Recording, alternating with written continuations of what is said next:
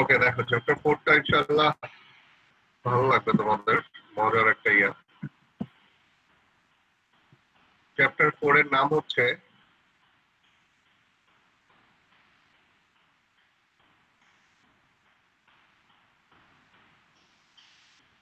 First and second order system, নাকি নাম?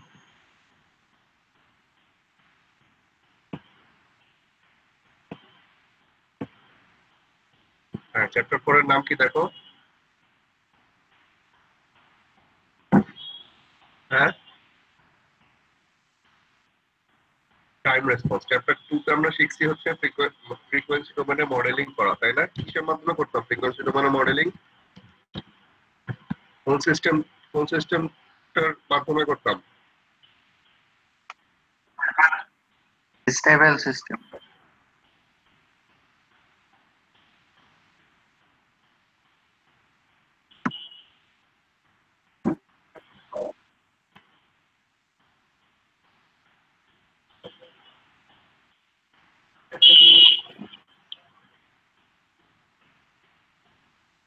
আচ্ছা,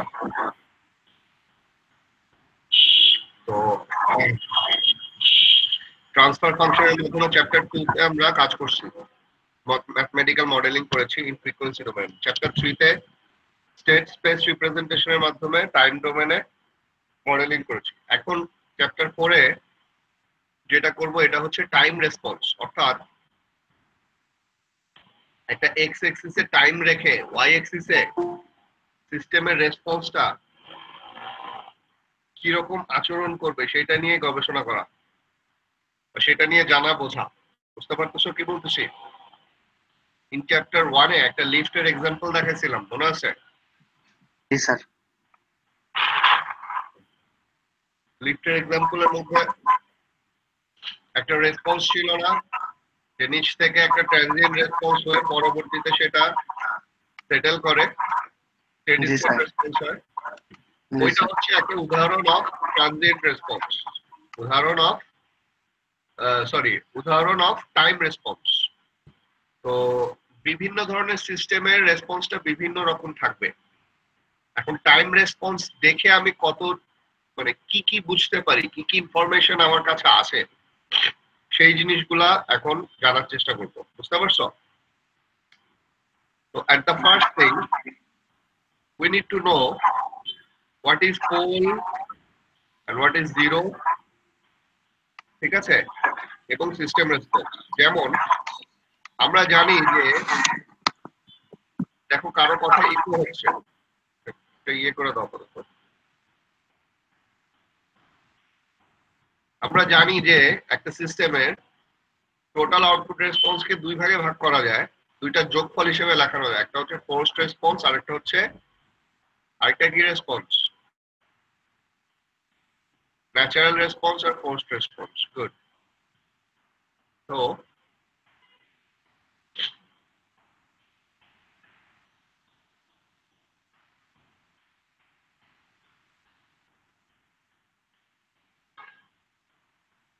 পোল আর জিরো জিনিসটা কি? পোল হচ্ছে সিস্টেমের রেসপন্স হচ্ছে ফোর্সড রেসপন্স এবং ন্যাচারাল রেসপন্স। আর পোল কি আর জিরো কি? পোল হচ্ছে ট্রান্সফার ফাংশনে, ট্রান্সফার ফাংশন কিসের ফাংশন? ভেরিয়েবলটা কি থাকে? ভেরিয়েবলটা কি থাকে? স্যার আউটপুট আর ইনপুটের রেশিও। হ্যাঁ, ভেরিয়েবল থাকে, ভেরিয়েবল। কথা বোঝো নাই? ফাংশনটা টাইম থাকে, তাই না? ট্রান্সফার ফাংশন টাইম থাকে, তাই না? জি স্যার। তোমাদের বুঝছো কি যে করা উচিত আমি বুঝতেছি না। ট্রান্সফার ফাংশনটা টাইম থাকে,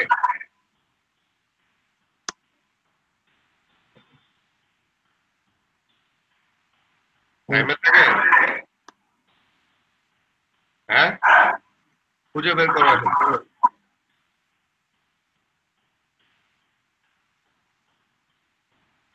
ট্রান্সফার ফাংশন এটা কি টাইমে থাকে?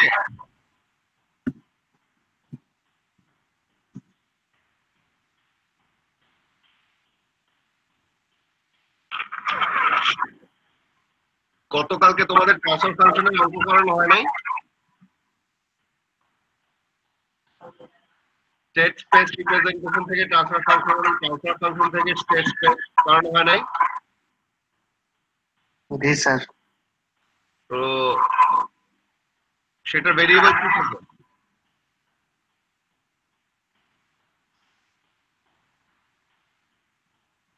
আর কিন্তু ক্লাস যদি না আনসার দিতে হবে।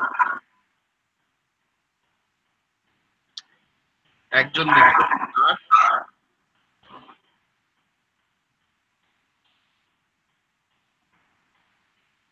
স্যার ওই ল্যাপ্লাসের মানে ফ্রিকোয়েন্সি ডোমেন এটা এস। আচ্ছা, তো এই জিনিসটা কি আমাকে 2 মিনিট পরে জানতে হবে? After doing all these problems of transfer function, আমি জিজ্ঞাসা করতেছি যে ট্রান্সফার ফাংশনের মধ্যে ভেরিয়েবল কি থাকে? এটার অ্যান্সার হচ্ছে এস থাকে। এস ডোমেনের অঙ্কগুলো করা হয়। এইটা তোমরা এখানে 7-8টা ছেলে আসো, তোমরা বলতেছো কি 2 মিনিট পরে একজন করে বলতেছো মিনমিন ভাবে। এর মানে বুঝো? এর মানে হচ্ছে তোমাদের কোনো পড়াশোনাই হয় নাই এই কোর্সে, জিরো। আমি যদি এখন একটা পরীক্ষা নেই সব ফেল করবা।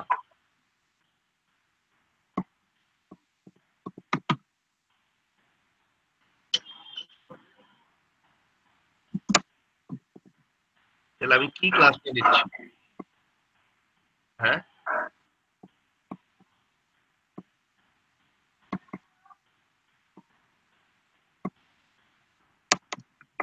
আর কি বলবো?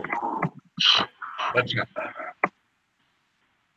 এই জন্য পড়াইতে ইচ্ছা করে না, বুঝছো? তোমাদের এত বাজে রেসপন্স হইলে এইটা কোনো কথা না। তোমাদের সাথে চিল্লায় চিল্লায় খারাপ ভাবে কথাবার্তা বলতে হবে, তারপর যদি কোনো কিছু মাথার ভিতরে ঢুকে।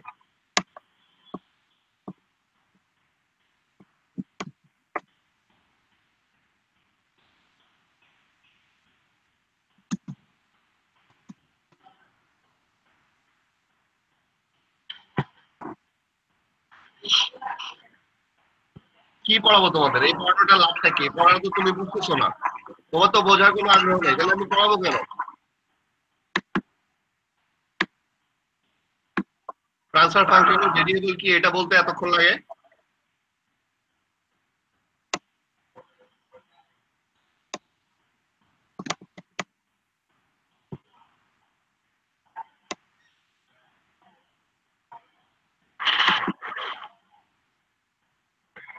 Polls of a transfer function, poles of a transfer function আমি এখন আমার মতো করে পড়ায় যাবো, বুঝলে বুঝলে, না বুঝলে নাই।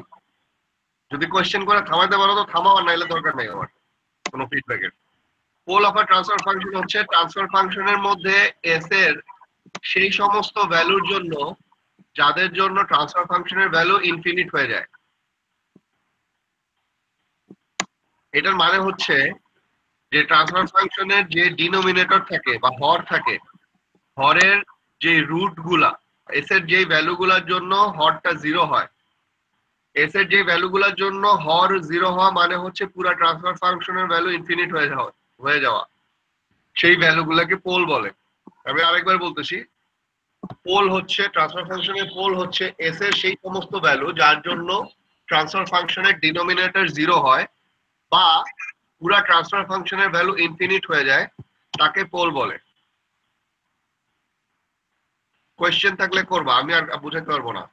Zeros of a transfer function, zero হচ্ছে এস এর সেই সমস্ত ভ্যালু যাদের জন্য ট্রান্সফার ফাংশনের লব জিরো হয়, লব মানে নিউমারেটর জিরো হয়, অথবা পুরা ট্রান্সফার ফাংশনের ভ্যালু জিরো হয়ে যায়। জিরো হয়, জিরো পুরা ট্রান্সফার ফাংশনের ভ্যালু জিরো হয়, তাদেরকে বলা হয় জিরোস। যেমন এইটা একটা সিস্টেম, এটা হচ্ছে আউটপুট রেসপন্স। স্যার স্ক্রিন দেখা যাচ্ছে না স্যার।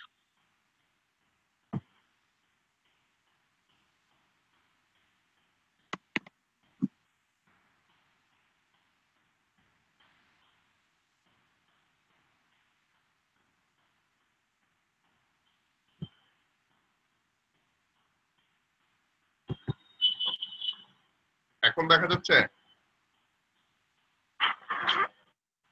এখন কি বইটা দেখতেছো? না স্যার, এখনো আসে নাই স্যার। এইটা দেখতেছো না বইটা? স্যার আমি দেখতেছি। জি স্যার, এবার দেখতে পাচ্ছি স্যার।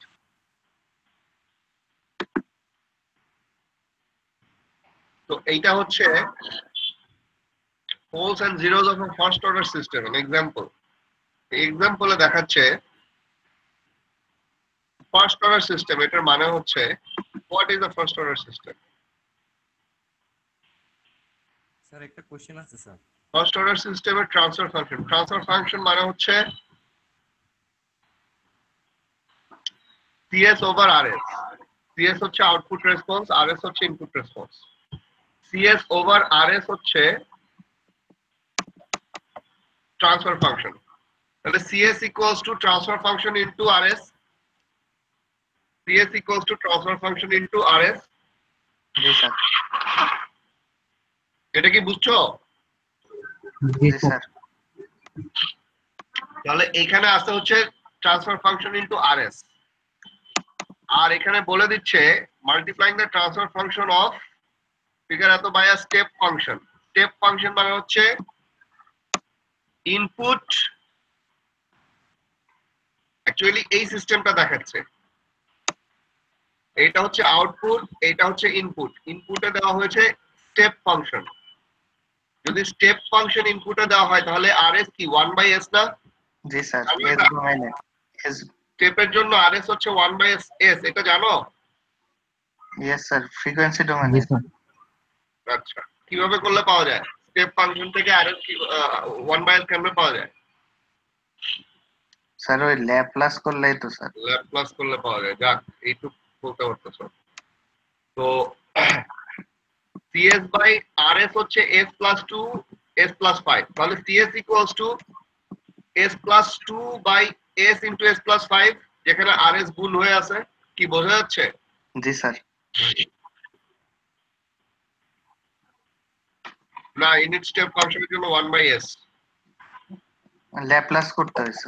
ইম্পালসের জন্য 1 খুব সম্ভবত। দেখো, তো যাই হোক, সিএস হচ্ছে এটা আউটপুট রেসপন্স। এটাকে যদি আমরা পার্শিয়াল ফ্র্যাকশনে এক্সপ্যান্ড করি, যেটা চ্যাপ্টার 2 তে করেছি, তাহলে এটা পাচ্ছি। জি স্যার।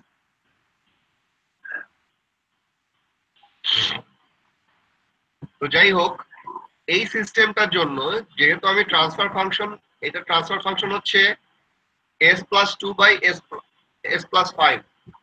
তাহলে এইটাকে আমি ফার্স্ট অর্ডার ইকুয়েশন কেন বলতেছি? কারণ এইটার হরের মধ্যে যে পলিনোমিয়াল আছে তার অর্ডার কত? 1 স্যার। এই জন্য এটাকে ফার্স্ট অর্ডার বলতেছি, 1। আর এইটার পোলের ভ্যালু কত আর জিরোর ভ্যালু কত? স্যার -5 -2। Very good. পোলের ভ্যালু হচ্ছে -5, জিরোর ভ্যালু হচ্ছে -2।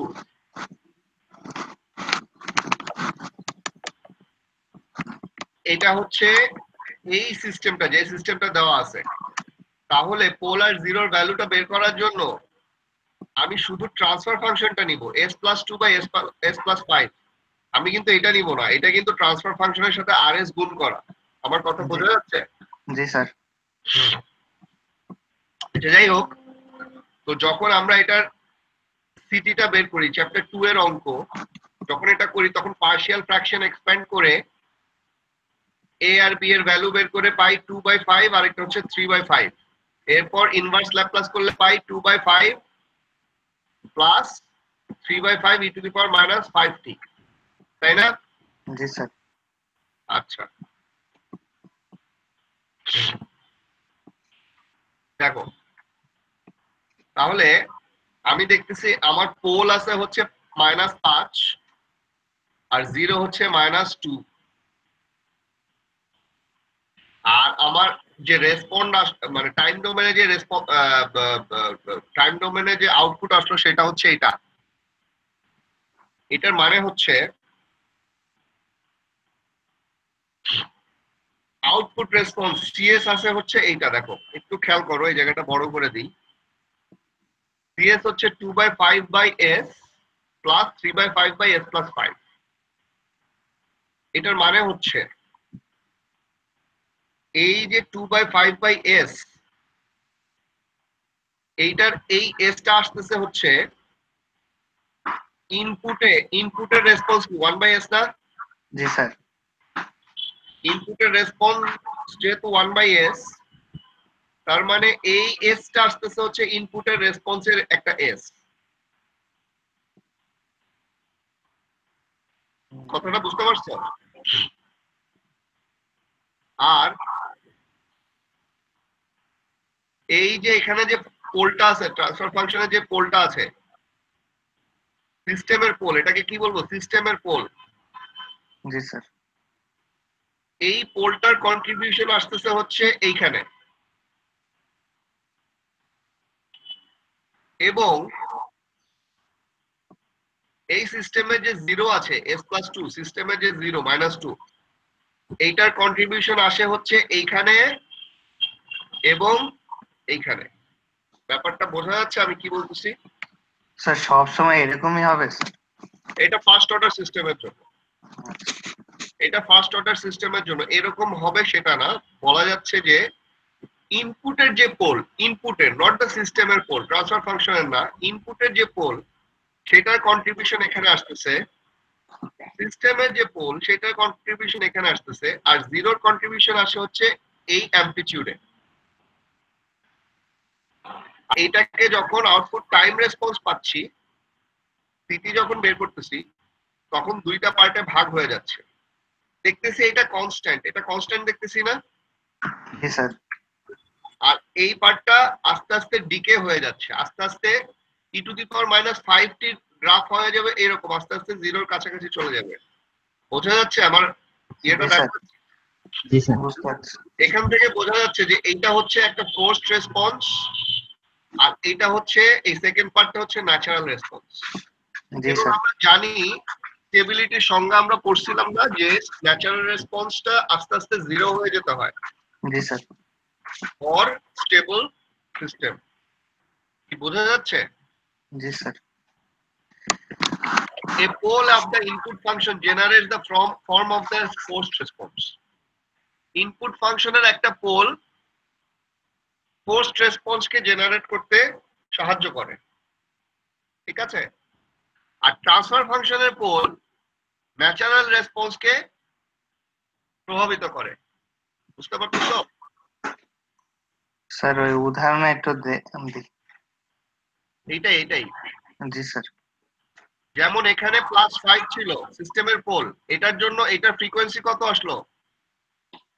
e⁻⁻50। তার মানে এই পোলটা, সিস্টেমের পোলটা কোথায় ইফেক্ট রাখতেছে? ন্যাচারাল রেসপন্সের মধ্যে ইফেক্ট রাখতেছে। জি স্যার। যদি এখানে s+10 হতো তাহলে এটা হয়তো e⁻⁻10t। জি স্যার।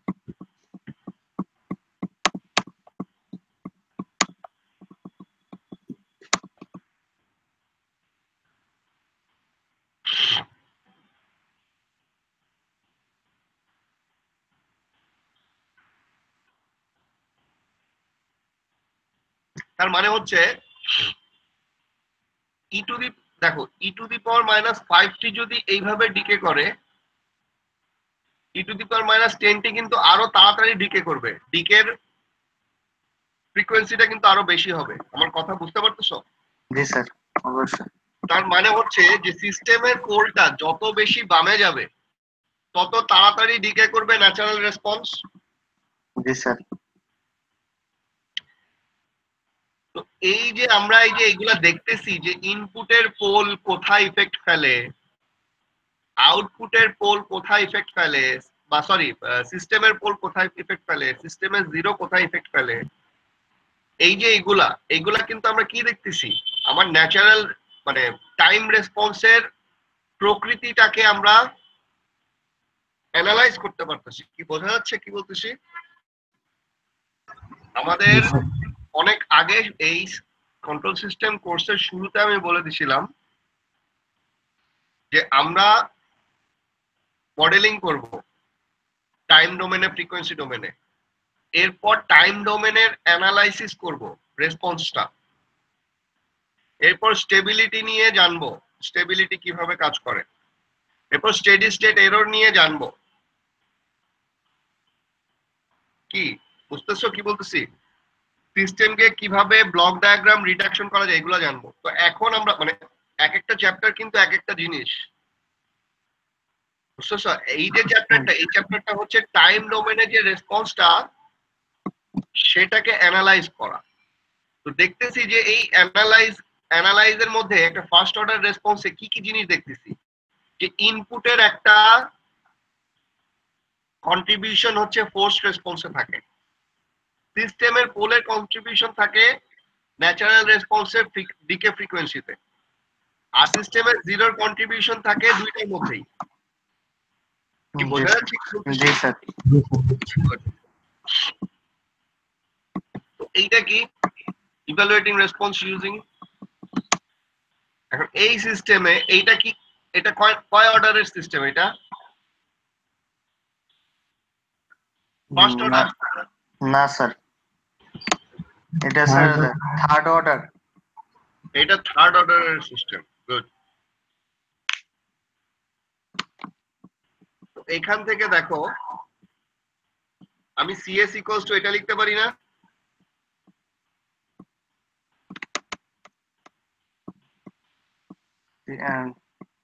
পারি নাকি পারি না? পার্শিয়াল ফ্র্যাকশন এক্সপ্যান্ড করার পরে। জি স্যার পারি স্যার। এবং এখান থেকে এটাও বলতে পারি যে এই তিনটা আসলে ন্যাচারাল রেসপন্সের অংশ, আর এটা হচ্ছে ফোর্সড রেসপন্সের অংশ। জি স্যার। আমি K1 K2 K3 K4 এর ভ্যালু বের না করেই আমি এইভাবে লিখতে পারি সিটি ইকুয়ালস হচ্ছে এইগুলা, কি তাই না? জি স্যার। বুঝতে পারতেছো? জি স্যার। এখানে কিন্তু বলতেছে ইভালুয়েটিং রেসপন্স ইউজিং পোলস, মানে পোল ইউজ করে রেসপন্সটা ইভালুয়েট করো, এক্সাক্ট রেসপন্সটা বের করতে বলে নাই।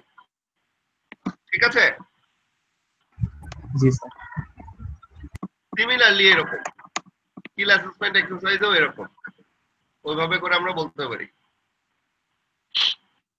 এখন এই চ্যাপ্টারের মধ্যে টাইম রেসপন্স শিখবো। তো মূলত দুইটা অর্ডারের সিস্টেমের টাইম রেসপন্স শিখবো, তাদের টাইম রেসপন্সকে অ্যানালাইজ করব। একটা হচ্ছে ফার্স্ট অর্ডার সিস্টেম আর একটা হচ্ছে সেকেন্ড অর্ডার সিস্টেম। ওকে? জি স্যার। মানে হায়ার অর্ডার গুলোও জানবো, বাট ওইটা জাস্ট এক কথাতে জেনে ফেলবো। মূলত অ্যানালাইজ করব ফার্স্ট অর্ডার এবং সেকেন্ড অর্ডার সিস্টেম। একটা ফার্স্ট অর্ডার সিস্টেম কি হয় জেনারেলি এইরকম একটা এসে থাকবে, তাই না? এইরকম একটা ফর্মে থাকবে না? ফর্মে থাকবে। জি স্যার। ওকে। তো এরকম যদি ফর্মে থাকে স্টেপ রেসপন্স, স্টেপ রেসপন্স মানে কি? ইনপুট যখন স্টেপ ফাংশন তখন step response CS equals two কি হবে? এটা হবে না? জি স্যার। কারণ আরএস হচ্ছে 1/s। আরএস যখন 1/s তখন যেই আউটপুট রেসপন্স সেটাকে আমরা কি বলতে পারি? Step response. জি স্যার। সবাই বুঝতে পারতেছো? না বুঝলে বলো, আমি আবার বলবো। কি বোঝা যাচ্ছে? জি স্যার। এইটাকে যদি আবার ইনভার্স ল্যাপ্লাস করি ওই ইয়ে করে, তাহলে এরকম হবে। জি স্যার। 1 মাইনাস, তাহলে 1 হচ্ছে ফোর্সড রেসপন্স, ন্যাচারাল রেসপন্স হচ্ছে -80 ওকে। এখন কয়েকটা প্যারামিটার আমরা শিখি যেগুলো দিয়ে আমি বুঝতে পারবো যে একটা ফার্স্ট অর্ডার রেসপন্সের রেসপন্সটা, টাইম রেসপন্সটা কি রকম। আগে জিনিসগুলো শিখি, তাহলে আরো ভালোভাবে বুঝতে পারবা। যেহেতু system pole at -a natural রেসপন্সটা জেনারেট করে, তাহলে প্যারামিটার এর একটা সিগনিফিকেন্স আছে। ধরে নাও p একটা ভেরিয়েবল যেটা হচ্ছে 1/a, কি ঠিক আছে? জি স্যার। এই 1/a এটাকে বলা হয়, কি বলা হয়? Time constant. Time constant. যদি যেহেতু e to the power minus at এটা হচ্ছে ফোর্সড রেসপন্স, তাই t ইকুয়ালস টু যদি 1/a বসাও তাহলে e to the power minus forced রেসপন্সটা কি হয়? e to the power minus 1 হয়, তাই জি না? স্যার, এ কাটা যায়। যদি e to the power minus 1 হয়, এটা ক্যালকুলেটরে চাপ দিলে কত ভ্যালু আসে? 0.37। 0.37। তার মানে তোমার আউটপুট হবে হচ্ছে 1 মাইনাস 0.37, মানে t ইকুয়ালস টু 1/a তে এট টাইম কনস্ট্যান্টে তোমার আউটপুট হবে হচ্ছে 0.63। জি স্যার, 1 মাইনাস 0.37 কত হবে আউটপুট? 0.63।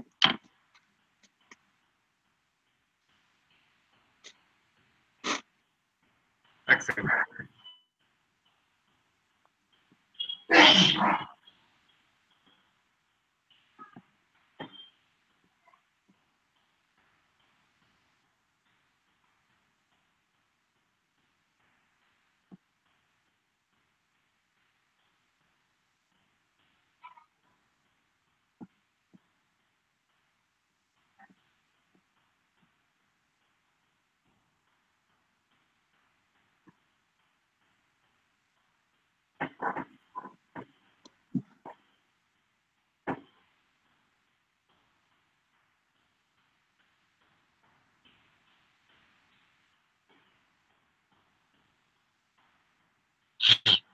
হ্যাঁ,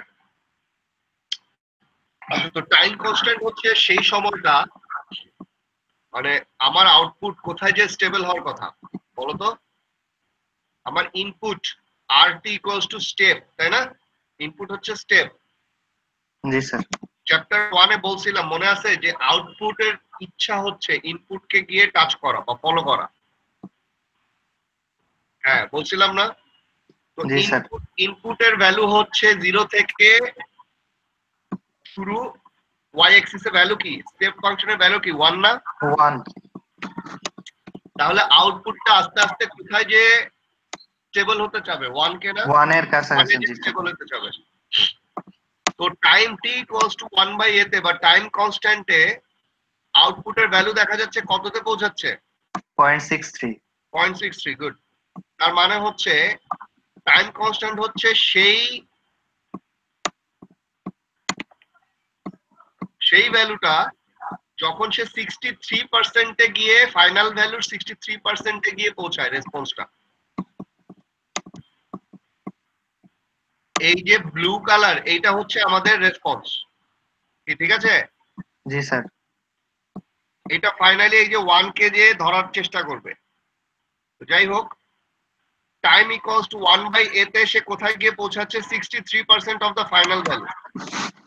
জি স্যার, তার মানে time constant is the time when the first order system arrives 63% of the final value। কি বোঝা যাচ্ছে? জি স্যার, এখন তাহলে এর ভ্যালু উপরে তুমি বুঝতে পারবা যে কত তাড়াতাড়ি বা কত দ্রুত সে 63% এ পৌঁছাবে। বোঝা যাচ্ছে আমি কি বলতেছি? ধরো জি স্যার, এর ভ্যালু হচ্ছে 5, তার মানে 0.2 যখন t equals to 0.2 সেকেন্ডে সে 63% এ পৌঁছাবে। আর যদি এর ভ্যালু হয় হচ্ছে 2, তাহলে 0.5 সেকেন্ডে যে সে 63% এ পৌঁছাবে। তাহলে সেকেন্ড উদাহরণটাতে কি সে আরো পরে গিয়ে পৌঁছাবে না? জি স্যার, তার মানে আমি বুঝতে পারতেছি এর ভ্যালু যত কম হবে তত স্লো হবে রেসপন্সটা। কি বোঝা যাচ্ছে? আর এর ভ্যালু যত বেশি হবে তত দ্রুত হবে রেসপন্সটা, কি তাই না? বুঝো না কি বলছি?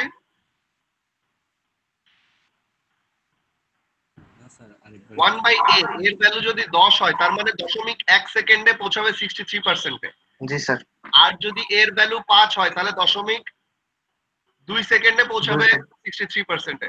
জি স্যার, বুঝছি। এর ভ্যালু যখন 10 তখন সে তাড়াতাড়ি পৌঁছাইলো না?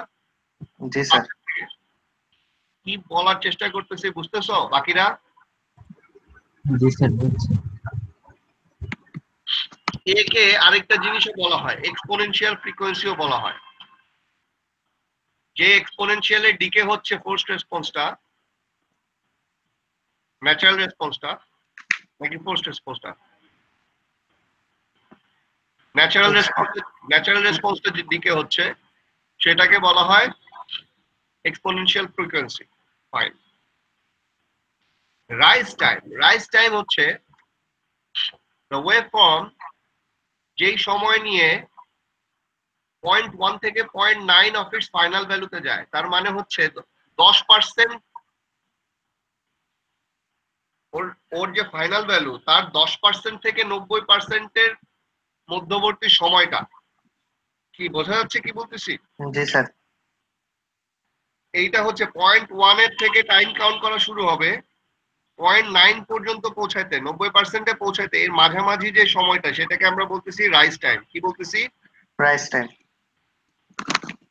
কারো কোনো কোয়েশ্চেন আছে? স্যার এটা ডিটারমাইন করব এটা ডিটারমাইন কিভাবে স্যার? তোমার করা লাগবে না, এটা ফর্মুলা দিয়ে দেওয়া আছে।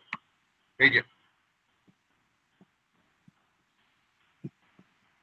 এটাও ডিটারমাইন করা যায় খুব সহজ ভাবে। আমি বলি তোমার রেসপন্সটা হচ্ছে কি এটা না? জি স্যার। তাহলে এইটা ইকুয়ালস টু 0.1 ধরে টি এর একটা ভ্যালু পাবা, আবার এটা ইকুয়ালস টু 0.9 ধরে টি এর একটা ভ্যালু পাবা। জি স্যার। সেকেন্ড ভ্যালুটা থেকে ফার্স্ট ভ্যালুটা বাদ দিলে রাইজ টাইম পাওয়া যাবে। কি বোঝা যাচ্ছে? জি স্যার, বুঝতে পারছি। তাহলে সেটা হচ্ছে 2.2 বাই এ। এ। আরেকটা প্যারামিটার হচ্ছে, তাহলে শোনো, রাইজ টাইম দিয়েও তাহলে তুমি কি বুঝতে পারবা যে কত দ্রুত তার ট্রানজিয়েন্ট রেসপন্সটা হচ্ছে, তাই না? এইটা কি ট্রানজিয়েন্ট রেসপন্স বোঝায় না এই মাঝামাঝি এই যে এইগুলা? জি স্যার। আচ্ছা। এবং আরেকটা হচ্ছে সেটলিং টাইম। সেটলিং টাইম হচ্ছে is the time for the response to reach and stay within 2% of its final value.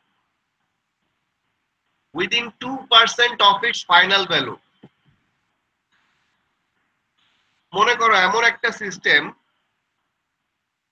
যেটা 98%-এ পৌঁছানোর পরে গিয়ে আবার ওভারশুট করে, আবার বের হয়ে যায়, আবার নিচে নামে, উপরে উঠে। কিন্তু আমরা সেই সিস্টেমে 98%-এ যখন পৌঁছাচ্ছি সেটা না, কিন্তু যেহেতু আমি দেখতেছি এখানে কোনো ওভারশুট নাই, এখানে দেখতেছি যে এটা হচ্ছে 9.98-এ পৌঁছেছে। এই পয়েন্টটা কত? 0.98। ওকে। জি স্যার। এবং এর পরে কিন্তু সে খুব স্টেবল ভাবেই আছে, অর্থাৎ 2%-এর মধ্যেই থাকবে। ফাইনাল ভ্যালুর সাথে তার পার্থক্য 2%-এর থেকে বেশি কিন্তু হবে না। কি বোঝা যাচ্ছে? জি স্যার। তার মানে 98%-এ পৌঁছানো এবং 2%-এর ফাইনাল ভ্যালুর 2%-এর মধ্যে থাকা, এই টাইমটার যখন পৌঁছাবে সেই টাইমটাকে আমরা বলবো settling time. The time it takes to reach and stay within 2% of final value. কি বুঝতে পারতেছো? জি স্যার। বাকিরা? এই সিস্টেমের ক্ষেত্রে স্যার 98%, অন্যান্য হতে পারে না স্যার? হ্যাঁ, আমরা যাচ্ছি, আগে এটা বুঝো, আমরা যখন ওখানে যাবো তখন দেখবা। তো যাই হোক, টিএস হচ্ছে 4/8। তার মানে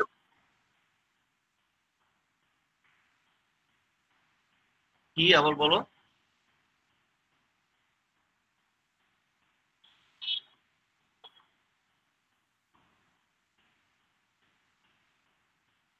স্টেডি স্টেটের জন্য কি হয়ে যাচ্ছে? হ্যাঁ হ্যাঁ, স্যাচুরেশন হয়ে যাচ্ছে। হ্যাঁ, ওইটার স্যার কোনো ক্যালকুলেশন নাই বা এরকম কিছু, তাই জিজ্ঞেস করছি। এইটাই হচ্ছে স্যাচুরেশন। আমি তো বুঝতেছি, দেখো সেটলিং টাইম আমাকে বোঝাচ্ছে যে স্টেডি স্টেটে কখন পৌঁছায় যাচ্ছে, সেটলিং টাইম আমাকে সেটা বোঝাচ্ছে। রাইজ টাইম আমাকে বোঝাচ্ছে যে কত দ্রুত সে ট্রানজিয়েন্ট রেসপন্সটা কিরকম হচ্ছে, রাইজ টাইম আমাকে বোঝাচ্ছে। আর টাইম কনস্ট্যান্টটা আমাকে বোঝাচ্ছে যে কত তাড়াতাড়ি বা কত দেরিতে সে 63%-এ পৌঁছাচ্ছে। এই তিনটা প্যারামিটারই আমাকে একটা আইডিয়া দিচ্ছে যে এই ফার্স্ট অর্ডার রেসপন্সটা এর প্রকৃতিটা কি রকম, সে কি তাড়াতাড়ি সেটেল করবে, তাড়াতাড়ি উঠবে, না কি হবে, কি বোঝা যাচ্ছে? এই তিনটা প্যারামিটার থেকে আমি একটা আইডিয়া পাচ্ছি না? জি স্যার। এইটাই হচ্ছে আমার অ্যানালাইসিস, টাইম রেসপন্স অ্যানালাইসিস। কি বুঝছো ব্যাপারটা? জি স্যার। এবং দেখতেছি যে তিনটা জিনিসই ডিপেন্ড করতেছে এর উপরে। কার উপরে? এটা আসলে আসতেছে কোত্থেকে? সিস্টেমের পোল, ফার্স্ট অর্ডার পোল থেকে। পোল থেকে। পোল থেকে। তো আমি একটা ফার্স্ট অর্ডার সিস্টেমের পোলের দিকে তাকায় অনেকগুলো ইনফরমেশন জেনে যাব তার অ্যানালাইসিসের জন্য। ঠিক আছে, বোঝা যাচ্ছে কি বলতেছি? জি স্যার। ওকে, তো এই যে একটা উদাহরণ দিছে,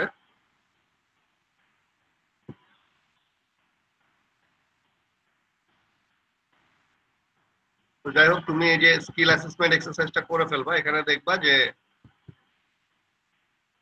time constant, settling time, rise টাইমের ভ্যালুগুলো, এটা তো জাস্ট ফর্মুলাতে বসাই দিলেই হবে, কি তাই না? এখানে কিছু বলার কিছু আছে? না স্যার। আচ্ছা, এগুলা কিন্তু তোমাদের মানে সিলেবাসের খুব ইম্পর্টেন্ট অংশ, যে কোনো ধরনের ছোটখাটো ইয়ে থাকতেই পারে। আচ্ছা, এইবার আসো, এটা হচ্ছে second order system. First order শেষ করলাম, এখন হচ্ছে second order system. Second order সিস্টেমের জেনারেল ট্রান্সফার ফাংশনটা এরকম ভাবে থাকতে পারে, তাই না?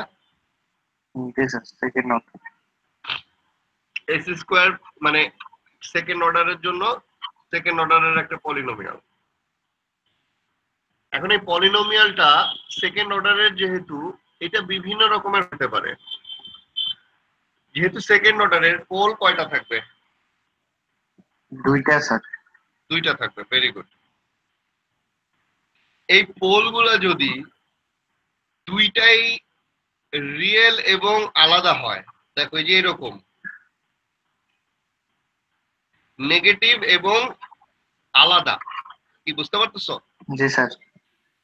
তাহলে এটার রেসপন্স এক ধরনের হবে। যদি এদের দুইটা যদি কনজুগেট হয়, যেমন এটা হচ্ছে s+3 হোল স্কোয়ার, তাই না? জি স্যার। s+3 না, এটা s+3 না হোল না। স্কোয়ার, এটা হচ্ছে তোমার s। আচ্ছা যাই হোক, এটা হচ্ছে সামথিং, মানে কনজুগেট ভ্যালু আসবে এটার জন্য। s এর দুইটা ভ্যালু কনজুগেট থাকবে, আর কনজুগেট ভ্যালু গুলো পেয়ারে থাকে। তার মানে এটা যে ওমেগা এক্সিস এর বামেই আছে, কিন্তু ইমাজিনারি প্লেনে আছে দুইটা। Y axis sir imaginary plane. হ্যাঁ ওয়াই অ্যাক্সিস এ স্যার ইমাজিনারি, হ্যাঁ, আর এক্স অ্যাক্সিস এ এক্স্যাক্টলি। ও আচ্ছা, তোমাদেরকে এটা বলা হয় নাই। পোল জিরো প্লট করতেছে আমরা, এই কলামে করতেছি পোল জিরো প্লট। তো পোল জিরো প্লট হচ্ছে এক্স অ্যাক্সিসটা থাকবে, যেহেতু আমি এস প্লেন, এটা কি এস প্লেন না? জি স্যার। এস হচ্ছে একটা কমপ্লেক্স নাম্বার। যে কোনো কমপ্লেক্স নাম্বারের দুইটা পার্ট থাকে, একটা রিয়েল পার্ট আর একটা হচ্ছে ইমাজিনারি পার্ট। তাহলে এস প্লেনটা হচ্ছে এক্স অ্যাক্সিসে থাকে রিয়েল ভেরিয়েবলটা, এবং ওয়াই অ্যাক্সিসে থাকে ইমাজিনারি অংশটা। এগুলো তোমরা জানো, আমার মনে হয় না এগুলো আমার ফার্দার ইয়ে করার ব্যাপার আছে। তো একটা কমপ্লেক্স এস প্লেনের মধ্যে এস এর ভ্যালুগুলা দেখতেছি, যদি এস এর ভ্যালুগুলা রিয়েল হয়, নেগেটিভ হয় এবং বাম পাশে থাকে আলাদা আলাদা, তখন এইটা থাকে, এবং সেই সিস্টেমকে আমরা বলি ওভার ড্যাম্পড রেসপন্স। যদি সেটা কনজুগেট হয় এবং ইমাজিনারি এক্সিস এর বাম পাশে থাকে, তাহলে এই রেসপন্সটা এরকম শেপে থাকে, সেটাকে আমরা কি বলি? Under damp. Under damp response. যদি এটা এরকম থাকে s²+9 মানে হচ্ছে প্লাস মাইনাস J3, s এর ভ্যালু হচ্ছে প্লাস মাইনাস J3, মানে কোনো রিয়েল পার্ট নাই, এবং পোল গুলো হচ্ছে ইমাজিনারি এক্সিসের উপরে, বুঝতে পারতেছো? জি স্যার। তখন এটার রেসপন্সটা হয় হচ্ছে এরকম, এরকম করে অসিলেট করতেই থাকে। সাইনাসয়েডালের মতো। হ্যাঁ সেটা কি বলে? আনড্যাম্পড। আনড্যাম্পড। এবং ফাইনালি এইটা হচ্ছে s প্লাস 3 হোল স্কয়ার। এটা কি? s+3 whole square. s plus 3 whole square মানে s এর ভ্যালু হচ্ছে -3 এন্ড -3, দুইটা -3, একটা আরেকটার উপরে ওভারল্যাপ করতেছে এবং নেগেটিভ সাইডে আছে, যে ওমেগা অ্যাক্সিস এর নেগেটিভ সাইডে আছে। তখন এই রেসপন্সটা এইরকম ভাবে যায় এবং এটাকে বলা হয় ক্রিটিক্যালি ড্যাম্পড। কোয়েশ্চেন আসতে পারে যে স্যার যদি পোলগুলো যে ওমেগা অ্যাক্সিস এর ডান পাশে আসে তাহলে কি হবে? জি স্যার। তোমরা কি বলতে পারবা যে ডান পাশে আসলে কি হবে? স্যার জিনিসটা কি মিরর হয়ে যাবে, মানে একই জিনিস উল্টা কোনো মিনিং হবে না। এটা মাথায় জেনে রাখো, এটা স্টেবিলিটি চ্যাপ্টারে আরো ভালো করে পড়বো। যে কোনো পোল, কোনো একটা পোল, সিস্টেমের পোল যদি যে ওমেগা অ্যাক্সিস এর ডান পাশে চলে আসে তখন সিস্টেমটা আনস্টেবল হয়ে যায়। আচ্ছা। আর আনস্টেবল সিস্টেমের অ্যানালাইসিস আমাদের করার দরকার নাই, because we will not be able to control it. G sir. ঠিক আছে? জি স্যার। পোলগুলা যখন ইমাজিনারি অ্যাক্সিস এর উপরে থাকে তখন সেটা থাকে মার্জিনালি স্টেবল। এইটা কিন্তু দেখো, এটা কিন্তু টাইমের সাথে সাথে সে এরকম করে অসিলেট করতে থাকবে, কিন্তু তার অসিলেশনটা একটা নির্দিষ্ট সীমার মধ্যে থাকবে, এটাকে উইদাউট বাউন্ড হয়ে যাবে না। আনস্টেবল সিস্টেম হচ্ছে উইদাউট বাউন্ড। তাই এইটাকে বলবো আমরা ইমাজিনারি, সরি কি বলবো এটাকে, মার্জিনালি স্টেবল। কি বলবো? Marginally stable. স্টেবল। কি বোঝা যাচ্ছে? জি স্যার। আর বাকিগুলা যে স্টেবল আমি তো বুঝতেই পারতেছি, কারণ সবাই গিয়ে ফাইনাল ভ্যালুতে গিয়ে সেট হচ্ছে বাকি তিনটা, তাই না? জি জি স্যার। স্যার। এখন একটা মজার জিনিস দেখো তো, একটাকে বলতেছি ওভার ড্যাম্পড, একটাকে বলছি আন্ডার ড্যাম্পড, আরেকটাকে বলছি আনড্যাম্পড, আরেকটাকে বলছি ক্রিটিক্যালি ড্যাম্পড। জি স্যার। প্রত্যেক সেই ড্যাম্প শব্দটা আছে। তাহলে ছবি দেখেও তো আমার বোঝা উচিত যে কোনটাকে কি বলা যাচ্ছে, মানে এই রেসপন্স দেখেও তো আমি বুঝতে পারবো। যখন দেখতেছি যে কনস্ট্যান্ট একটা অসিলেশন থাকতেছে তখন সেটাকে বলতেছি যে তার মধ্যে কোনো ড্যাম্পিংই নাই, আনড্যাম্পড। তাই না? সেটাকে বলতেছি তার মধ্যে কোনো ড্যাম্পিংই হয় নাই। ড্যাম্পিং মানে কি বুঝি আমি? ড্যাম্পিং শব্দটার অর্থ বুঝি কি? আমাদের দেয়ালে ড্যাম্পিং হয় না, আমরা বলি ড্যাম্প হয়ে গেছে দেয়াল, মানে কাইন্ড অফ কি কি বলতেছি বুঝতেছো তো নাকি? স্যার ড্যাম্প জিনিসটা একটু বুঝে। সেটাই বলতেছি, ড্যাম্পিং বলতে, ড্যাম্পিং শব্দের অর্থ বলতে আমরা কি বুঝাই? ড্যাম্প খেয়ে গেছে দেয়ালটা, বলি না? জি স্যার। মানে হচ্ছে দেয়ালে কি হয়, ক্ষয় ধরছে বা দেয়ালের ভিতরে পানি চলে আসতেছে। কি বোঝা যাচ্ছে? জি স্যার। জি স্যার। যেই জিনিসটা একদম ড্যাম্পিং হয় নাই, মানে অসিলেট করতেছে, এইটা দেখো আনড্যাম্পড অসিলেশন হচ্ছে, এখানে কোনো ড্যাম্পিং নাই। এটা হচ্ছে আন্ডার ড্যাম্পড। আন্ডার ড্যাম্প মানে সামান্য অসিলেশন আছে এবং অসিলেশনটা ক্ষয় হয়ে গেছে। এই যে অসিলেশন শুরুতে বেশি ছিল, এরপর আস্তে আস্তে ড্যাম্প হয়ে গেছে। জি স্যার।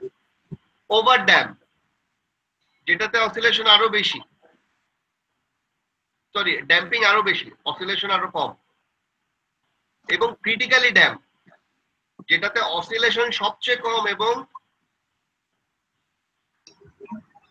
কি, বুঝতে পারতেছো? জি স্যার বুঝতে পারছি, ড্যাম্পিং সবচেয়ে বেশি। ড্যাম্পিং সবচেয়ে বেশি। এবং এখান থেকে আরো কি, এই পোল লোকেশন থেকে কি বুঝতেছি, যে যখন ইমাজিনারি এক্সিস এর উপরে কোনো রিয়েল পার্ট নাই, যখন কোনো রিয়েল পার্ট নাই, হ্যাঁ,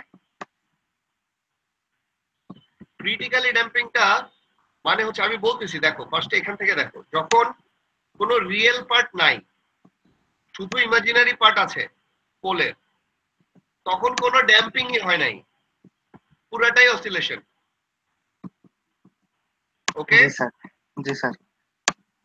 যখন রিয়েল পার্ট এসেছে আবার ইমাজিনারি পার্টও আছে, তখন আমরা তাকে বলছি আন্ডার ড্যাম্প। জি স্যার, তখন তাকে বলছি আন্ডার ড্যাম্প। আন্ডার ড্যাম্প, মানে অসিলেশন আছে কিন্তু অসিলেশনটা ডিকে হয়ে যাচ্ছে। হুম, জি স্যার, যখন দেখতেছি কোনো ইমাজিনারি পার্ট নাই এবং দুইটাই দুইটা DL। রিয়েল পার্ট আলাদা আলাদা, জি স্যার, তখন দেখতেছি বলতে গেলে কোনো ড্যাম্পিং, কোনো অসিলেশনই নাই, ড্যাম্পিং আছে, এইটাকে আমরা বলছি ওভার ড্যাম্প। জি স্যার, এবং যখন দেখতেছি যে দুইটা কোনো ইমাজিনারি পার্ট নাই, দুইটা রিয়েল পার্ট একদম একটা আরেকটার উপর আপতিত, তখন দেখতেছি সে খুব তাড়াতাড়ি স্যাচুরেশনে চলে যাচ্ছে উইদাউট এনি অসিলেশন। এটা ক্রিটিক্যালি ড্যাম্প। এটাকে বলতেছি ক্রিটিক্যালি ড্যাম্প। বুঝতে পারতেছ? জি স্যার, এবং আরো মজার জিনিস দেখো, এইটার দুইটা পোলই আছে হচ্ছে -3 তে, তাই না? জি স্যার, দেখো এইটার যে আউটপুট টাইম ডোমেনের রেসপন্স, এখানে দেখো 1 - 3t × e⁻³ মাইনাস e⁻³ অর্থাৎ এই দুইটা -3 কিন্তু এই দুইটা -3t তে চলে আসছে। কি বোঝা যাচ্ছে? স্যার ওই এ এর ভ্যালু। হ্যাঁ, এইখানে এস এর ভ্যালু হচ্ছে +-j3, অর্থাৎ ইমাজিনারি পার্ট হচ্ছে 3। এখানে দেখো সেই 3টা কোথায় আসছে, 1 - cos3t। জি কি স্যার, আসছে বোঝা যাচ্ছে? 1 cos3t,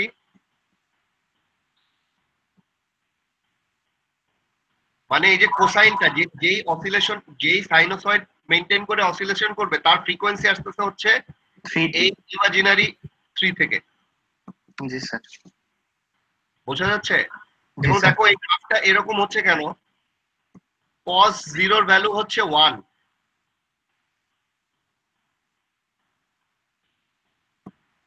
আর 1 - 1 0। 1 - 1 কত, 0। জি স্যার, আর cos 90 ডিগ্রির ভ্যালু হচ্ছে 0 0, তখন 1 - 0 হচ্ছে 1। এইটা। আর যখন cos 180 ডিগ্রি, তখন সেটার ভ্যালু কত? -1 আছে। -1। তাহলে 1 মাইনাস ইন্টু -1 মানে +1 হচ্ছে 2। 2। কি বোঝা যাচ্ছে? জি স্যার, তো যাই হোক, এবার দেখো এইটা, দেখো এইটার এস এর ভ্যালু হচ্ছে -1 +√8j, আরেকটা হচ্ছে -1 -√8j। ঠিক আছে? এস এর দুইটা ভ্যালু, একটা হচ্ছে -1 +√8j, আরেকটা হচ্ছে -1 -√8j। জি স্যার, বুঝতে পারতেছো? তো জি এই যে স্যার, রিয়েল পার্টটা, এই রিয়েল পার্টটা আসতেছে হচ্ছে এইটার মধ্যে, এই যে এক্সপোনেনশিয়ালের ডিকে ফ্রিকোয়েন্সি -1 -t আসতেছে। ওকে? জি স্যার, আর যে ইমাজিনারি পার্ট √8, সেটা আসতেছে এই যে কোসাইনের ফ্রিকোয়েন্সি। কি জি বোঝা স্যার। যাচ্ছে কি বলতেছি? হুম, এটা দিয়ে দেখো, যখন এটার কোনো রিয়েল পার্ট ছিল না, এইটা আর এইটার মধ্যে একটা তুলনা করে দেখো, এই দুটার মধ্যে পার্থক্য কি? পার্থক্য হচ্ছে এইটাই, 1 মাইনাস সাম এক্সপোনেনশিয়ালের ডিকে ইনটু কোসাইন, আর 1 মাইনাস কোসাইন। এই কোসাইনটা এখানে ডিকে হচ্ছে e⁻t এর মাধ্যমে, আর এখানে কোনো ডিকে হচ্ছে না। জি স্যার, তার মানে এই পার্টটা হচ্ছে ডিকে করতেছে, অসিলেশনটা ডিকে করে দিচ্ছে, কোসাইনের অসিলেশনটা e⁻t তে ডিকে হয়ে যাচ্ছে, আর এখানে e⁻t নাই, তার মানে অসিলেশনটা ডিকে হচ্ছে না। হচ্ছে না। জি স্যার, এবং এখানে এই ডিকেটা হচ্ছিল e⁻1t। এই -1টা কোথা থেকে আসছে? রিয়েল পার্ট থেকে আসছে। আর এটা যেহেতু কোনো রিয়েল পার্ট নাই, এটা যেহেতু কোনো রিয়েল পার্ট নাই, তাই এটার কোনো ডিকে হচ্ছে না। বোঝা যাচ্ছে আমি কি বলছি? জি স্যার, জি সবাই বুঝতে পারো? বুঝছি স্যার। এখানে যেমন দেখো কোনো ইমাজিনারি পার্ট নাই, তাই এখানে কোনো কোসাইনও নাই, শুধু ডিকে আছে। তাই কোনো অসিলেশনও নাই স্যার। এক্স্যাক্টলি, যেহেতু ইমাজিনারি পার্ট নাই তাই অসিলেশন নাই। এখানেও তাই, এখানেও ইমাজিনারি পার্ট নাই তাই অসিলেশন নাই। একটা পোল আছে -1.146, আরেকটা আছে -7.8 এ। তো এটার ভ্যালু দেখো, একটা ডিকে হচ্ছে -e⁻⁻75 e⁻⁻7.85 এ, আরেকটা হচ্ছে e⁻1.14 এ। জি স্যার। কি বোঝা যাচ্ছে? জি স্যার। বাকিরা সবাই কি বুঝতেছো? জি স্যার বুঝছি। তার মানে কি বোঝা যাচ্ছে? যে আমি এস এর ভ্যালু কিরকম বা পোল গুলা কিরকম, কোথায় কোথায় আছে, তার উপর বেস করে আমি এরকম একটা সিটি, জেনারেল সিটি পাবো না। এবং শুধু তাই না, তাদের একটা জেনারেল রেসপন্স এরকম ভাবে এঁকে ফেলতে পারবো না। জি স্যার পারবো। চারটা type possible: overdamped, undamped, undamped, critically damped, তাই না? জি স্যার। এটাই কি আমরা অ্যানালাইসিস করতেছি? কি করতেছি? অ্যানালাইসিস। অ্যানালাইসিস করতেছি।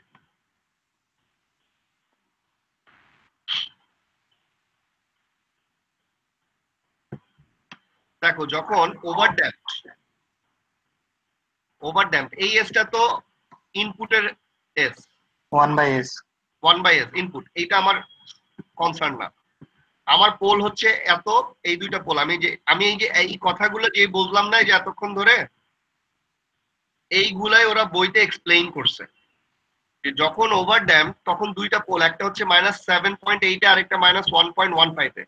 তার মানে বুঝতেছি যে এইটা তো আমার ফোর্সড রেসপন্স, আমার যে ন্যাচারাল রেসপন্স সেটা ডিকে হচ্ছে দুইটা পার্টে, একটা ফ্রিকোয়েন্সি -7.8, আরেকটা ফ্রিকোয়েন্সি -1.14। কি বোঝা যাচ্ছে? দুইটাই রিয়েল স্যার। আন্ডার ড্যাম রেসপন্সের এটা তো আমার ইনপুটের পোল, এটা বাদ। এখান থেকে আমি পাই হচ্ছে আমার এস এর ভ্যালু দুইটা, একটা হচ্ছে -1 প্লাস √8 যে, আরেকটা হচ্ছে -1 মাইনাস √8। তার মানে রিয়েল পার্ট আছে -1 এবং ইমাজিনারি পার্ট আছে √8। জি স্যার। এটা দিয়ে বোঝা যাচ্ছে যে এই যে ফোর্স ন্যাচারাল রেসপন্সটা 0 হবে, ডিকে হবে, এই ডিকের ফ্রিকোয়েন্সি হচ্ছে আমার রিয়েল পার্ট থেকে আসতেছে, আর ইমাজিনারি পার্ট হচ্ছে অসিলেশন, সেই অসিলেশনের ফ্রিকোয়েন্সিটা। ঠিক আছে? এবং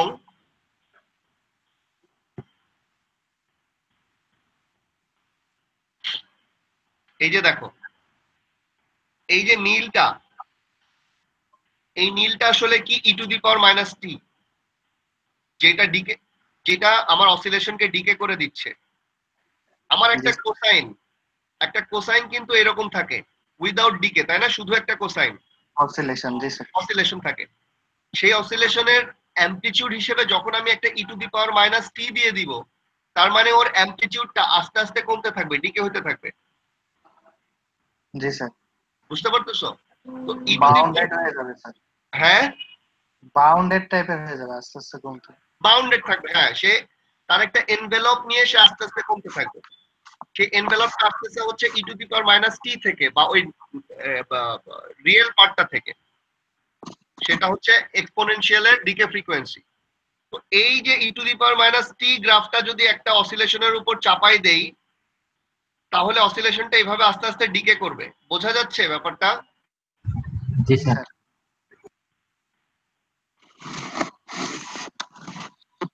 The time constant of the exponential decay is equal to the reciprocal of the real part of the system pole. তো রিয়েল পার্ট ছিল -1 বা 1, তার মানে 1/a রেসিপ্রোকাল হবে হচ্ছে টাইম কনস্ট্যান্ট, মানে ওই যে 37% পৌঁছানোর সময়টা, ডিকেটা। কি বোঝা যাচ্ছে কি বলতেছি? একটু আগে পড়াইলাম না যে জি, t sir. equals to 1/a তে এক্সপোনেনশিয়ালটা 37% এ থাকে আর রেসপন্সটা 63% এ থাকে। জি, স্যার। তার মানে এটা যেহেতু এর ভ্যালু 1 ছিল, 1/a হবে হচ্ছে 1, মানে 1 সেকেন্ডে এটা আসবে হচ্ছে 1 থেকে কোথায় আসবে,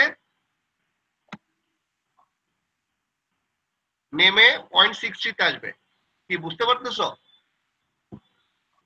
জি, স্যার। এবং যে ইমাজিনারি পার্টটা √8, এই ইমাজিনারি পার্টটা হচ্ছে the value of the imaginary part is the actual frequency of the sinusoid. এটার নাম হচ্ছে ড্যাম্পড ফ্রিকোয়েন্সি অফ অসিলেশন বা ওমেগা ডি। এটাকে কি বলা হয়? ড্যাম্পড ফ্রিকোয়েন্সি অফ অসিলেশন বা ওমেগা ডি। কি বোঝা যাচ্ছে? জি, স্যার। বাকিরা বলো, বুঝতে পারতেছো? জি স্যার বুঝছি। এটা হচ্ছে আন্ডার ড্যাম্পড রেসপন্স।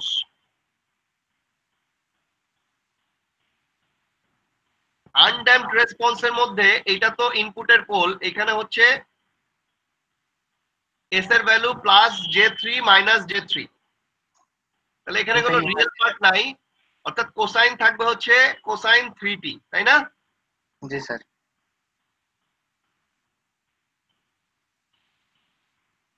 আর ক্রিটিক্যালি ড্যাম্পড হচ্ছে এস এর ভ্যালু -3 -3 একটা আরেকটার উপর super imposed repeated value,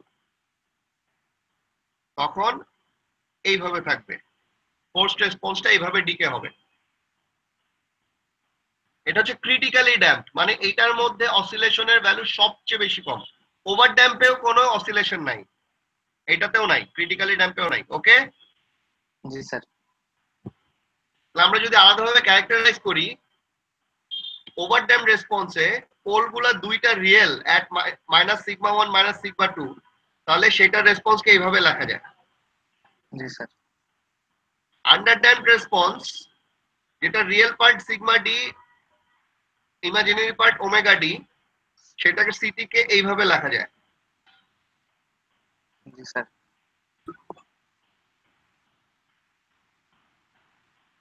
আনড্যাম্পে +-J ω, সেটার সিটি কে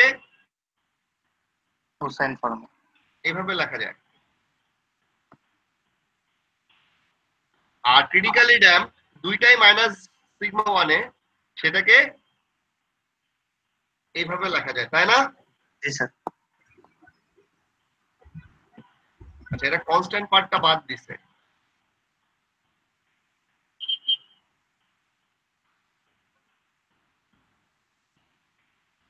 গ্রাফ স্যার আঁকা। K1 K2 2। আচ্ছা ঠিক আছে, সমস্যা নেই। তো দেখো, চারটা রেসপন্স যদি আমি একসাথে আঁকি, আনড্যাম্পড এরকম, সে তো কখনো পুরোপুরি স্টেবল হবে না, সে মার্জিনালি স্টেবল থাকবে, পুরোপুরি আনস্টেবল হবে না, পুরোপুরি স্টেবল হবে না। আনড্যাম্পড হচ্ছে এটা। আন্ডার ড্যাম্প হচ্ছে এর পরে, এরপর এটা আস্তে আস্তে স্টেবল পজিশনে যাবে। ক্রিটিক্যালি ড্যাম্পড আরো তাড়াতাড়ি স্টেবলে যাবে, ওভার ড্যাম্পটা একটু দেরিতে স্টেবলে যাবে, তাই না? বোঝা যাচ্ছে ব্যাপারটা? জি, স্যার। জি স্যার। সবাই বুঝতে পারছো? এবং এই যেগুলা স্টেবল পজিশনে যাচ্ছে সেগুলোর স্টেবল এর ভ্যালুটা কত থাকতেছে? 1 এর কাছে আছে। 1 এর কাছাকাছি, বিকজ আলটিমেটলি আউটপুটের ইচ্ছা হচ্ছে 1 এ গিয়ে স্টেবল হওয়া। কারণ আমার ইনপুট হচ্ছে ইউনিট স্টেপ, ইউনিট স্টেপের ভ্যালু হচ্ছে 1। ঠিক আছে, বোঝা যাচ্ছে কি বলছি? জি, স্যার। জি স্যার।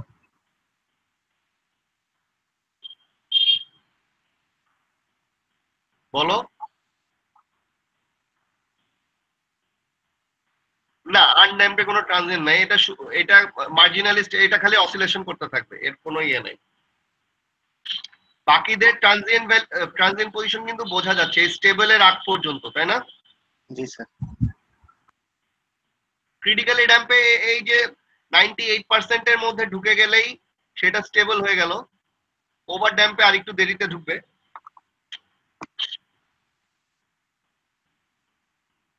এবং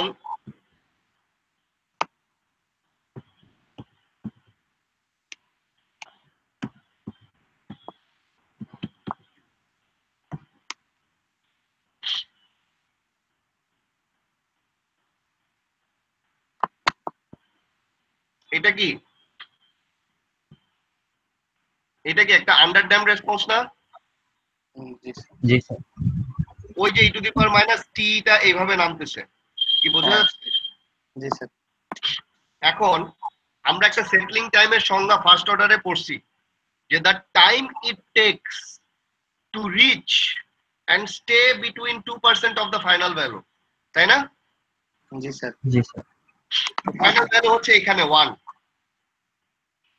তার মানে 0.98 এ তো সে এই সময়েও পৌঁছা যায়, তাই না? এই ফার্স্টে এতটুকু সময় সে 0.98 এ পৌঁছা যায় না? জি স্যার, পৌঁছে যায়। কিন্তু সে Overshoot করে। 2% এর মধ্যে থাকে না, থাকে সে আবার না, বেড়ে না। যাচ্ছে, ওভারশুট করতেছে। আবার এখানেও 1.02 তে পৌঁছায় যাচ্ছে, কিন্তু আবার সে 2% এর মধ্যে থাকতেছে না, ওভারশুট করতেছে। ফাইনালি এইখানে যাওয়ার পরে হয়তো সে 0.98 আর 1.02 এর মধ্যেই থাকতেছে, এর বাইরেও যাচ্ছে না, কমতেছে না। কি বুঝতে পারতেছো কি বলছি? জি স্যার। জি স্যার। তাহলে আমার সেটলিং টাইমটা হবে এই যে এতটুকু সময়, এইটা হবে সেটলিং টাইম। জি স্যার। whereas আনড্যাম্পড এর জন্য, আনড্যাম্প না, ক্রিটিক্যালি ড্যাম্পের জন্য বা ওভার ড্যাম্পের জন্য এটা বের করা সহজ। যখনই 98% এ যাবে তখনই আমি বলে ফেলতে পারবো এটাই আমার সেটলিং টাইম, কারণ এখানে তো আর সে ওভারশুট করতেছে না, কাপাকাপি নাই কোনো, আছে আছে কোনো, বোঝা যাচ্ছে কি বলতেছি? জি স্যার। বুঝতে পারছো কি বোঝা যাচ্ছে? জি স্যার, বুঝতে পারছি। এটা কিন্তু খুব ইম্পর্টেন্ট। আচ্ছা, তো এখান থেকে বলো, ইন্সপেকশনে বলো যে কোনটা কি, খালি ইন্সপেকশন দেখে বলো কোনটা কি, মানে সিটিটা কিরকম হবে। উদাহরণ মানে অ্যান্সার তো দিয়ে দেওয়াই আছে, এটা স্যার, দেখে ওই বুঝতেছি কি এটা আসলে কিসের উদাহরণ?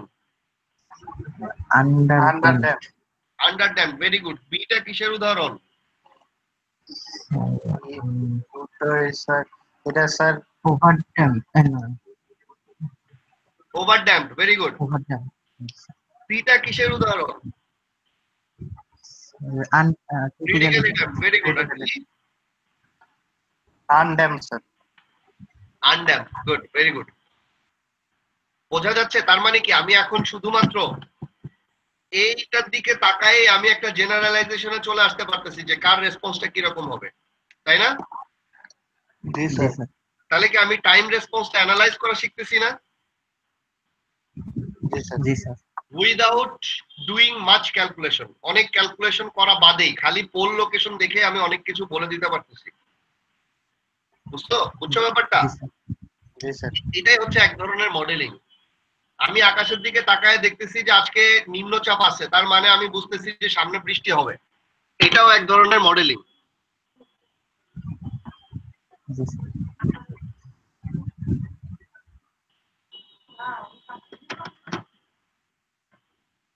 ঠিক আছে, বোঝা যাচ্ছে? জি স্যার। ওকে, আচ্ছা, general second order system.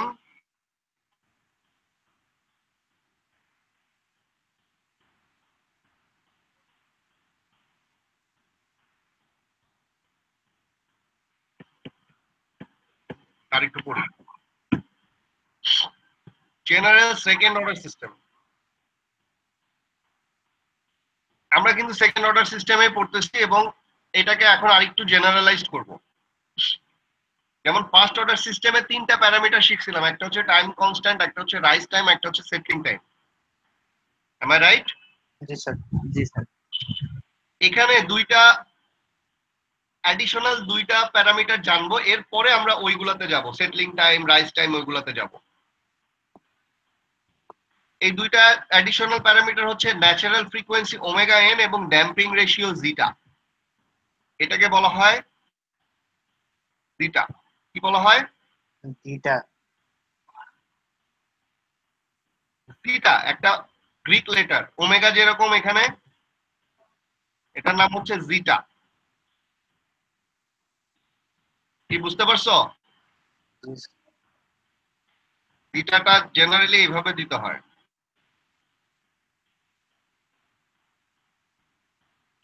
Something like this, এইভাবে জিটাটা লিখতে হয়।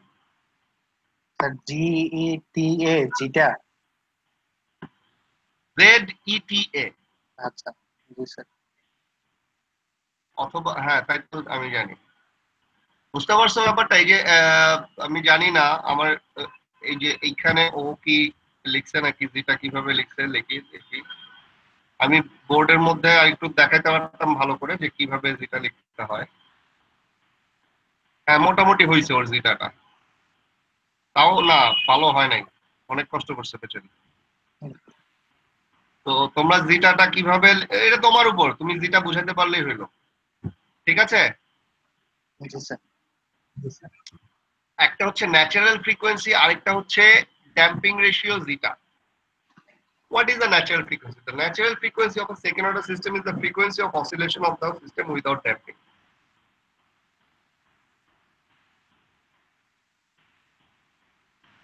কোনো ড্যাম্পিং ছাড়া ওই সিস্টেমের অসিলেশনের ফ্রিকোয়েন্সিকে বলে ন্যাচারাল ফ্রিকোয়েন্সি, কোনো ড্যাম্পিং ছাড়া। তাহলে স্যার কোসাইন পার্টের ফ্রিকোয়েন্সিটা? না, ওইটা হচ্ছে আমার damp frequency of oscillation, damp oscillation, damp frequency of oscillation. এটা হচ্ছে ড্যাম্প ফ্রিকোয়েন্সি অফ অসিলেশন।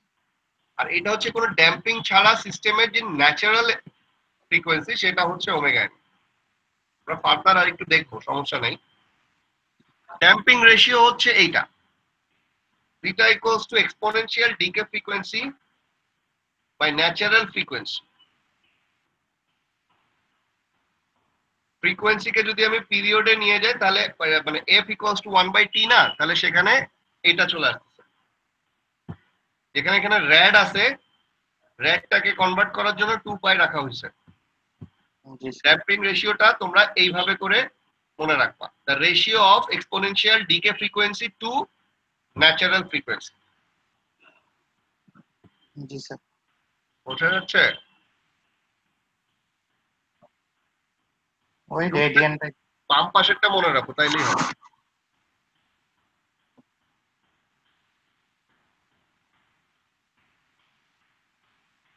এই ড্যাম্পিং রেশিওটা আসছে কিভাবে?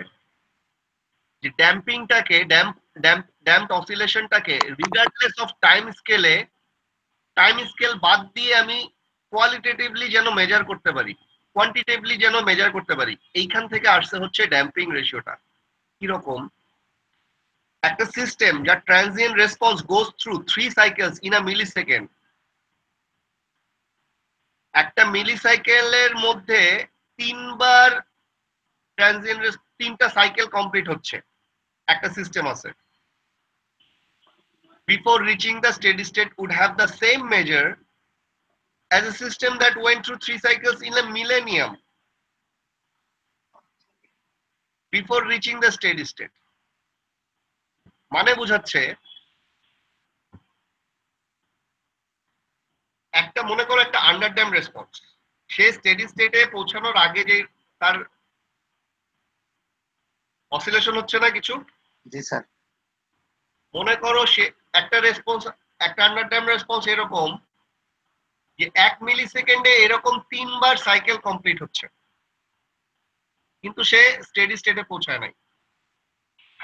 আরেকটা সিস্টেম এরকম যে 1000 বছরে তার 3বার সাইকেল হচ্ছে, কিন্তু সেও স্টেডি স্টেটে পৌঁছায় নাই। বুঝতে পারতেছো?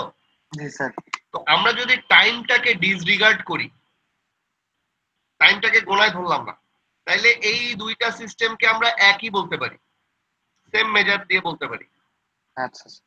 Using damping ratio. বোঝা যাচ্ছে? জি স্যার। দাঁড়াও বলতেছি।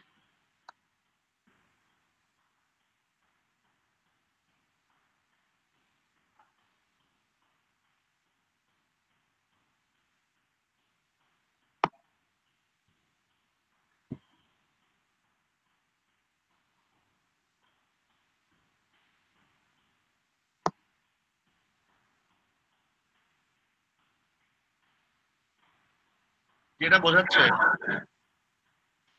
যেমন এইখানে ধরো একটা আন্ডার ড্যাম রেসপন্স আছে, তো মনে করো আমি টি এর মধ্যে ব্র্যাকেটে লিখছি সেকেন্ড, তার মানে হচ্ছে এইটা 1 সেকেন্ড, এটা 2 সেকেন্ড, এটা 3 সেকেন্ড, তাই না? জি স্যার। তো আমার ক্রিটিক্যালি আন্ডার ড্যাম্পড অসিলেশনটা এই শেপে আছে, বুঝলাম। এখন আমি টি এর মধ্যে যদি ব্র্যাকেটে বছর লিখে দিই, ইয়ার লিখে দিই, তার মানে বোঝাবে এটা হচ্ছে 1 বছর, এটা 2 বছর, এটা 3 বছর।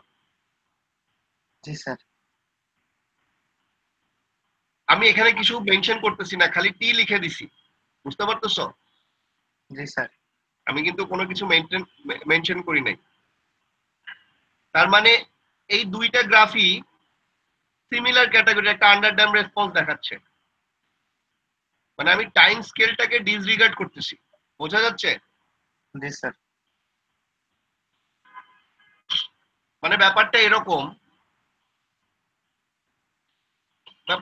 ধরো যে স্টেডি স্টেটে পৌঁছানোর আগে তার 3বার অসিলেশন হয়। কয়বার অসিলেশন হয়? 3বার। 3বার অসিলেশন হয়। একজন 1 সেকেন্ডের মধ্যেই 3বার অসিলেট করে স্টেডি স্টেটে পৌঁছায় যাচ্ছে, আরেকজন 100 বছরে 3বার অসিলেট করে স্টেডি স্টেটে পৌঁছাচ্ছে। তার মানে একজন তাড়াতাড়ি স্টেডি স্টেটে পৌঁছাচ্ছে, কিন্তু একজন দ্রুত স্টেডি স্টেটে পৌঁছাচ্ছে। কিন্তু দুজনের মধ্যে মিল কি? স্টেডি স্টেটে পৌঁছানোর আগে 3বার অসিলেশন করতেছে। কোয়ান্টিটিটা স্যার। হ্যাঁ, দুইজনের মধ্যে মিল হচ্ছে স্টেডি স্টেটে পৌঁছানোর আগে 3বার অসিলেশন হচ্ছে। এটাকে কিন্তু তুমি আরেকটা সিস্টেমের সাথে মিলাইতে পারবা না যার স্টেডি স্টেটে পৌঁছানোর আগে 5বার অসিলেশন হচ্ছে। বুঝতে পারতেছো আমি কি বলতেছি? জি স্যার। মানে এই যে 3বার অসিলেশন হয়ে স্টেডি স্টেটে পৌঁছাচ্ছে, এইটাকে আমি একটা গ্রুপ করে ফেললাম, বললাম এরা হচ্ছে একটা নির্দিষ্ট গ্রুপে, টাইম এটা 1 সেকেন্ডের মধ্যে পৌঁছাক আর 1000 বছরের মধ্যে পৌঁছাক। কি বুঝতে পারতেছো ব্যাপারটা? জি স্যার। সেটা তো আছেই, স্টেডি স্টেটে পৌঁছানোর আগে মোট 3বার সে অসিলেশনে গেছে। জি স্যার। কেউ 3বার অসিলেশনে যাবে, যেমন এই বইতে এটা হচ্ছে এখানে দেখাচ্ছে 1বার 2বার অসিলেশনের মতো দেখাচ্ছে, কিন্তু এখানে কয়বার দেখতেছো? এখানে কয়বার দেখতেছো অসিলেশনের আগে? 1 2 3 4 5 6 7 8, তাই না? জি তার মানে জি এই স্যার। আন্ডার ড্যাম্প আর এই আন্ডার ড্যাম্পের মধ্যে পার্থক্য আছে না? অবশ্যই আছে। তার মানে এইটার একটা জিটার ভ্যালু আর এইটার আরেকটা জিটার ভ্যালু। বোঝা যাচ্ছে কি বলতেছি এখন? জি স্যার। জি sir.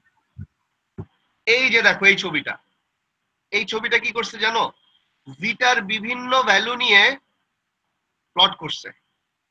zeta equals to 0.1, zeta equals to 0.2, zeta equals to 0.5, zeta equals to 1, zeta equals to 2, zeta equals to 4. G sir. তার জন্য অসিলেশন নাম্বার আলাদা আলাদা। এবং অসিলেশনও আলাদা আলাদা। শেষের তিনটা দেখো, এই পার্পেল, এই এটাতে কি কালার বলে, এই তিনটা কালার দেখো, এদের মধ্যে কোনো অসিলেশনই নাই। 1 2 আর জিটার ভ্যালু যখন 1, জিটার ভ্যালু যখন 2, জিটার ভ্যালু যখন 4, এদের মধ্যে কোনো অসিলেশনই নাই। দেখছো? জি স্যার। জি স্যার। বোঝা যাচ্ছে কি বলছি? এরপর ওভার ড্যাম্পের মতো হয়ে গেছে স্যার। Exactly, good. যখন এই যে বেগুনিটা, জিটার ভ্যালু যখন 1, এইটাকে আমরা ক্রিটিক্যালি ড্যাম্পড বলতে পারি। জি স্যার। আর জিটার ভ্যালু যখন 2 আর 4 একের থেকে বেশি, তখন এটাকে বলবো ওভার ড্যাম্পড। বুঝতে পারতেছো? জি স্যার। আর যখন জিটার ভ্যালু 0.5, নীলটা 0.5, তখন এই যে খুব একটা ইসের পরই সে স্টেবল হয়ে গেল। জিটার ভ্যালু যখন 0.2, তখন এই যে 2টা 3টা সাইকেলের পর স্টেবল হচ্ছে। জিটার ভ্যালু যখন 0.1, তখন এরকম 4টা 5টা সাইকেলের পর স্টেবল হবে। বোঝা যাচ্ছে কি বলছি? জি স্যার। জি স্যার। এরকম কমতে কমতে স্যার তো আনড্যাম্পডও চলে আসতে পারে। হ্যাঁ, তার মানে কি বুঝাচ্ছে? এখান থেকে যদি জিটার ভ্যালু 0 হয়ে যায়, জিটার ভ্যালু যদি কি হয়, 0। ড্যাম্পিং রেশিও যদি 0 হয়ে যায়, তখন সেটা চলে যাবে আনড্যাম্পে, এরকম করে খালি অসিলেট করতে থাকবে। জি স্যার। ঠিক এই জিনিসটাই আমার বইতে আছে এর পরের ইয়াতে এই যে দেখো বিটার ভ্যালুর উপর বেস করে 4টা রেসপন্সকে ক্লাসিফাই করা হয়েছে। বিটার ভ্যালু যখন 0 তখন পোলগুলা ইমাজিনারি এক্সিসে থাকে এবং এটাকে আনড্যাম্পড রেসপন্স পাওয়া যাবে। বিটার ভ্যালু যখন 0 থেকে 1 তখন পোলগুলো এরকম থাকবে এবং সেটা আন্ডার ড্যাম্পড রেসপন্সে ফেলা যাবে। যখন জিটার ভ্যালু 1 তখন পোল দুইটা একটা আরেকটার উপরে থাকবে এবং এটা over damp, critically damp. Critically damp. আর যখন জিটার ভ্যালু 1 এর থেকে বেশি তখন পোল লোকেশনগুলো আলাদা আলাদা এবং ইমাজিনারি পার্ট 0 তখন এটা হচ্ছে ওভার ড্যাম্প। এইটার সাথে কি এই ছবিটা মেলাইতে পারতেছো এখন? জি স্যার। আমরা একদম রাইট টাইমে এই ছবিটা দেখছি। বাকিরা সবাই বোঝা যাচ্ছে কি বলতেছি? জি স্যার।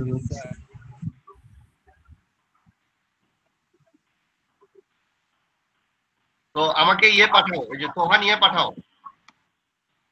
পাঠাইছো ফাইলটা?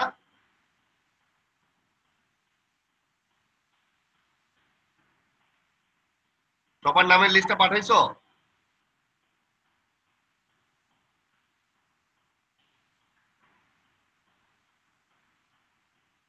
হুম, স্যার পাঠাচ্ছে স্যার।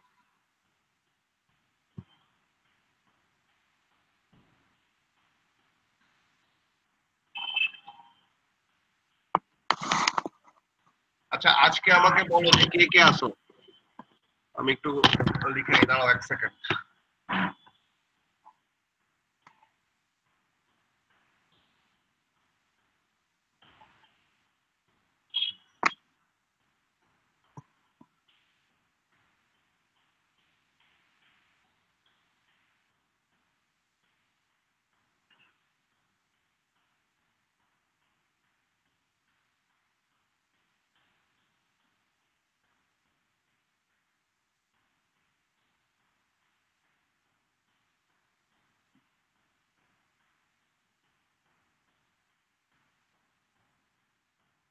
বাতেন।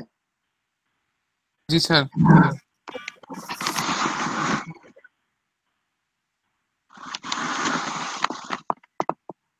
স্যার না, আমি দেখছিলাম। স্যার আছে না? স্যার আসতেছেন।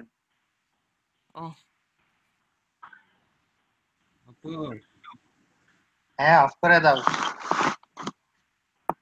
অফ করিস না আজকে সারাদিন ভাই। আচ্ছা